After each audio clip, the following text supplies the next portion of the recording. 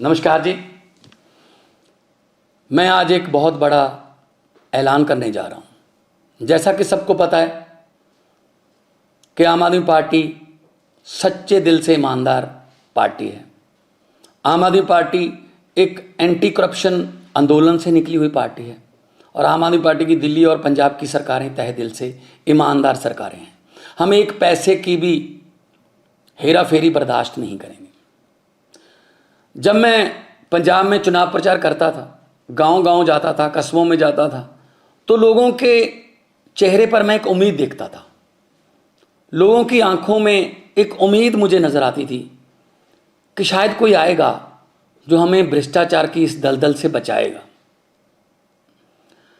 जब मेरा नाम मुख्यमंत्री के लिए अनाउंस किया गया, तब भी मुझे अरविंद केजरीवाल जी ने कहा था कि भगवंत जो मर्जी हो जाए, हमने भ्रष्टाचार बर्दाश्त नहीं करना।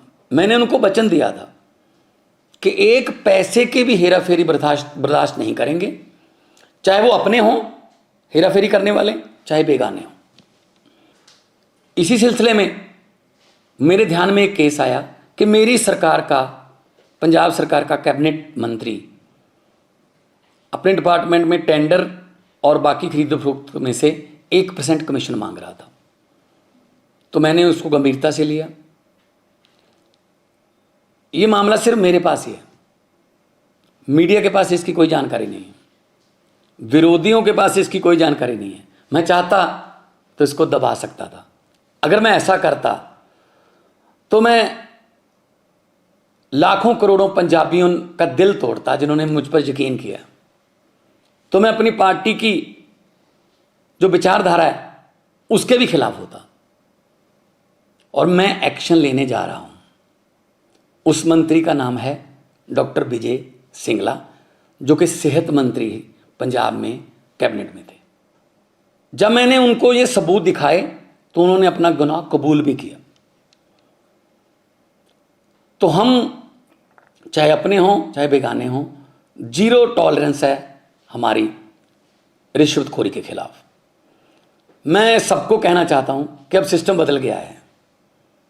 चाहे आप अफसर हो, चाहे पंजाब में किसी राजनीतिक पद पर हो, चाहे विपक्ष में हो, चाहे सरकार में हो, अब सिस्टम बदल गया है। अब 1 रुपए की भी हेरा फेरी नहीं चलेगी। हम 1%, लोगों का 1% पैसा भी बचाएंगे। लोगों की जेबों पर डाका नहीं डलने देंगे। और ये इतिहास में दूसरी बार हो रहा है। 75 साल इतिहास हो गया देश का, आज़ादी को बाद 75 साल हो गए। ये दूसरी बार हो रहा है इतिहास में। पहले 2015 में अरविंद केजरीवाल जी ने अपने फूड सप्लाई मिनिस्टर को 5-6 लाख रुपया ऑडियो पर मांगते हुए, उसी ऑडियो को सुनकर उनको मंत्रिमंडल से बर्खास्त किया और केस सीबीआई को दिया। और आज पंजाब सरकार ये फैसला लेने जा रही है। कुछ विपक्षी पार्टियां वाले ये सवाल उठा सकते हैं कि जी देखो, 2 महीने में ही भगवंत मान की सरकार में एक करप्ट मंत्री पकड़ा गया। मैं उनको ये बताना चाहता हूं कि उस पर एक्शन भी मैं ही ले रहा हूं। इससे पहले कई मुख्यमंत्रियों ने ये कबूल किया था कि मेरे मंत्रिमंडल में बहुत से मंत्री जो हैं माफिया से जुड़े हुए हैं और करप्शन करते हैं, लेकिन उन्होंने कोई एक्शन नहीं लिया। लेकिन आम आदमी पार्टी कट्टर ईमानदार पार्टी है।